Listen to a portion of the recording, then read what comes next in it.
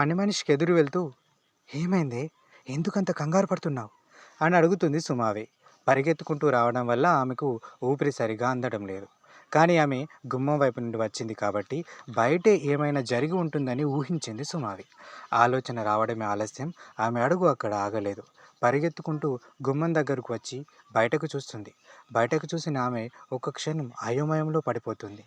తన కన్నుల ముందు ఏం జరుగుతుందో ఆమెకు అర్థం కావట్లేదు. ఎందుకంటే తరుణ్ ఒక బ్యాగ్ను కారు వెనకాల సీట్లో పడేస్తున్నాడు. ఇంకో బ్యాగ్ అతని భుజాన ఉంది. ఎంట్రన్స్లో ఉన్న తెల్లని బల్బు నుండి వస్తున్న కాంతిలో ముందుకు నడుస్తూ అతనిని చేరుకుంది సుమావి. తరుణ్ అప్పటికే కార్ డోర్ తీసి లోపల కూర్చున్నాడు. కార్ స్టార్ట్ చేస్తూ ఉంటే ఆందోళనగా, "తరుణ్, ఈ టైంలో ఎక్కడికి నాన్న?" అని అడిగింది సుమావి. అతను చాలా గంభీరంగా, "ఐఎమ్ సారీ అమ్మా, నేనిక మీతో ఉండలేను" అని అంటాడు. అతని మాటలు ఆమెకు అర్థమయ్యాయి. కానీ అతని ఉద్దేశం అర్థం కాలేదు. అందుకే అమాయకంగా, "అంటే?" అని అడుగుతుంది సుమావి. తరుణ్ కార్ స్టార్ట్ చేసి ఆమె వైపు చూడకుండా, "ఇక నుండి నేను, మీరు వేరువేరుగా ఉండబోతున్నామమ్మా" అని వదిలిస్తాడు. అది వినగానే ఆమె తలపైన పెద్ద బండరాయి పడినట్టుగా, కాళ్ళ కింద నేల ఒక్కసారిగా పగిలిపోయినట్టుగా అనిపిస్తుంది. ఎందుకంటే ఇప్పటి వరకు ఒక్కరోజు కూడా అతన్ని చూడకుండా ఉండలేదామె. ఇప్పటి వరకు అతను తినడం చూడనిదే కనీసం ఇప్పటి వరకు అతను తినడం చూడనిదే అన్నం కాదు కదా, కనీసం పచ్చి మంచినీళ్ళు కూడా ముట్టుకోలేదు. అలాంటి కొడుకు ఇప్పుడు తన నుండి దూరంగా ఉంటాడనేసరికి ఆమె ప్రాణాలు విలవిలా కొట్టుకుంటున్నాయి. అదే బాధతో, "కానీ ఎందుకు నాన్న? మేము నీకేం తక్కువ చేశాం?" అని అడుగుతుంది. ఆమె కన్నులు సంద్రాలయ్యాయి. ఆమె కన్నుల్లో కన్నీరు చూడగానే తరుణ్కి కూడా బాధగా అనిపిస్తుంది. కానీ దాన్ని బయటకు కనబడనీయకుండా, "మీరు నాకేం తక్కువ చేయలేదమ్మా. కానీ నేను నాకు కావాల్సిన దాన్ని వెతుక్కుంటూ వెళ్తున్నా" అని కారు ముందుకి నడుస్తుండగానే ఎదురుగా వచ్చి నిలబడతాడు ముఖేష్. అతని ముఖం ఎర్రగా మారింది. అతన్ని చూస్తేనే అర్థమవుతుంది ఈ క్షణం అతను ఎంత ఆవేశంలో ఉన్నాడో. "ఎక్కడికి?" అని కోపంగా అడుగుతూ ఒక్కొక్క అడుగు ముందుకు వేస్తున్నాడు. తరుణ్ కారులో నుండే, "నాకు నచ్చిన చోటుకి" అని బదులిస్తాడు. "వెళ్ళు, కానీ వెళ్ళే ముందు నేను చెప్పేది ఒకసారి విను. తర్వాత నీ నిర్ణయం ఏదైనా నాకు ఓకే" అంటూ కార్ డోర్ ఓపెన్ చేస్తాడు ముఖేష్. అతని ఉద్దేశం అర్థం చేసుకున్న తరుణ్ కారు నుండి దిగి ముఖేష్కి ఎదురుగా నిలబడుతూ, "ఏంటి?" అని ప్రశ్నిస్తాడు. "నువ్వు ఇక్కడి నుండి వెళ్ళాలని నిర్ణయించుకున్నావు. Okay, fine. నేను దానికి అడ్డుపడను. కానీ నువ్వు ఒక్కసారి ఈ ఇంట్లో నుండి అడుగు బయట పెట్టాక మళ్ళీ ఈ ఇంట్లోకి వస్తానంటే మాత్రం నేను అలో చేయను.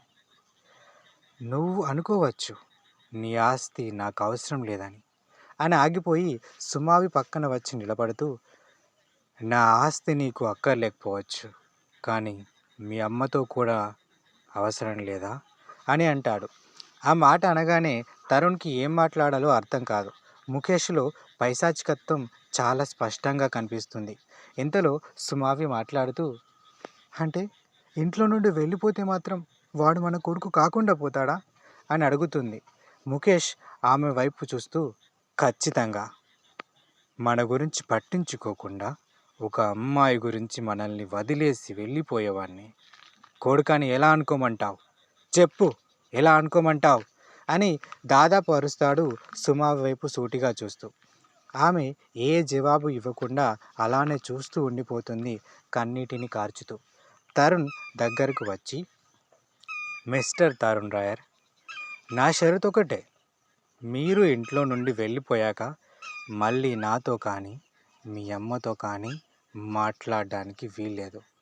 మాట్లాడడం కాదు, కనీసం కలిసినట్టు తెలిసిన ఆ తర్వాత రోజు టీవీలో వచ్చే బ్రేకింగ్ న్యూస్ ఖచ్చితంగా ఈ ఇంటి గురించే అవుతుంది" అని అతని కన్నులోకి సూటిగా చూస్తూ చెప్పి, "నవ్ చాయిస్ ఈజ్ యువర్స్" అని సైలెంట్గా నిలబడతాడు.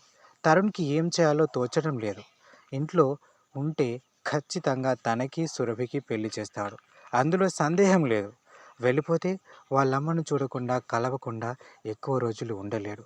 ఎందుకంటే ఆమెకు అతనంటే ఎంత ఇష్టమో అతనికి ఆమె అంటే కూడా అంతకంటే ఎక్కువ ఇష్టం. తరుణ్ కన్నుల ముందు ఈ క్షణం ఇద్దరి ముఖాలు కదలాడుతున్నాయి. ఒకటి సుమావిది, ఇంకొకటి నందినిది. ఈ ఇద్దరిలో ఎవరిని ఎంచుకోవాలో అతనికి సరిగా తెలియడం లేదు. ఫ్రిడ్జ్ డోర్ క్లోజ్ చేసి మెట్ల వైపు నడుస్తున్న హేమంత్కి మెయిన్ డోర్ కొంచెం తెరిచి ఉన్నట్టుగా అనిపించడంతో ఒక్క అడుగు ఆగిపోతాడు. కొంచెం దూరాన ఉన్న గోడ గడియారం వైపు చూస్తాడు. అటుగా చూసిన అతనికి రాత్రి 10:30 అవుతున్నట్టుగా కనిపించడంతో ఈ టైంలో బయట ఎవరుంటారు అని తనలో తానే అనుకుంటూ డోర్ వైపు నడుస్తాడు. తెరిచి ఉన్న డోర్ని ఇంకా కొంచెం తెరిచి చూస్తాడు. కానీ బయట అతనికి ఎవరూ కనిపించడం లేదు. మరి ఈ డోర్ ఎవరు తీశారు అని అనుకుంటూ బయటకు వస్తాడు. అలా బయటకు వచ్చిన అతను మొత్తం చూస్తుంటాడు.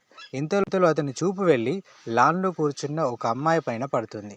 ఆమె అటువైపు కూర్చొని ఉంది. అటుగా చూసిన హేమంత్కి ఏమవుతుందో ఏమో అలానే చూస్తూ ఉండిపోతాడు. హఠాత్తుగా అతనికి ఒక మధురమైన అనుభూతి కలుగుతుంది. అతని 25 సంవత్సరాల జీవితంలో ఇలాంటి ఒక అనుభూతి కలగడం ఇదే మొదటిసారి అని చెప్పడంలో నమ్మశక్యమేమీ లేదు. వెన్నెల కురిసే ఆ రాత్రిలో ఆమె కూర్చున్న విధానం ఎలా ఉందంటే ప్రియుని కోసం 1000 సంవత్సరాలుగా ఎదురు చూస్తున్న ప్రేయసిలా.